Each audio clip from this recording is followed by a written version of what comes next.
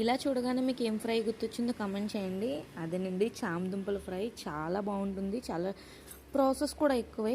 ఇద్దరు ముగ్గురు ఉన్నప్పుడు కలిపి చేసుకోండి, హెల్పింగ్గా ఉంటుంది. చామదుంపలను అయితే ఇలా తొక్కలు తీసుకోవాలి ముందుగానే.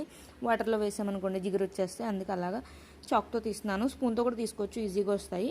అలా తీసుకున్నాక శుభ్రంగా వాష్ చేసుకొని 2-3 టైమ్స్ వాష్ చేసుకున్నాక ఇలా చక్రాలు అయితే కోసుకోవాలి. నేను చూపిస్తున్న విధంగా చింతపండు నానబెట్టుకుని అది గుజ్జు తీసుకుని ఒక గిన్నెలో వేసుకుని, ఆ గిన్నెలో ఇవన్నీ చామదుంప ముక్కలు అయితే వేసి ఒక గ్లాస్ వాటర్ కూడా వేసుకుని బాగా ఉడకనివ్వండి. ఇలా విరిగితే ఇది విరిగిపోయింది కదా అంటే ఉడికిపోయినట్టు. లాస్ట్లో ఉప్పు పసుపు వేసుకుని స్టవ్ ఆఫ్ చేసేసుకుని చల్లారాక స్ట్రైన్ చేసేసుకోండి. తర్వాత ఒక పాన్ పెట్టుకుని, అంటే నాన్ స్టిక్ పాన్ పెట్టుకోండి. అందులో ఎక్కువ ఆయిల్ వేసుకుని శనగపప్పు, మినపప్పు, ఆవాలు, జీలకర్ర, కరివేపాకు, ఎండుమిరపకాయ, వెల్లుల్లిపాయ ఇవన్నీ వేసుకుని ఇంగువ కూడా వేసుకుని బాగా వేయించుకున్నాక మనం వార్చుకున్న చామదుంపలు అయితే ఉన్నాయి కదా అవి ఇందులో వేసేసుకుని బాగా కలుపుకోండి. నేను నాన్ స్టిక్ ఎందుకు పెట్టుకోమన్నానంటే ఇందులో మాడుతుంది అనమాట. నాన్ స్టిక్ అయితే మాడదు కదా గమ్ముని. బాగా క్రిస్పీగా అయితే వేయించుకోండి.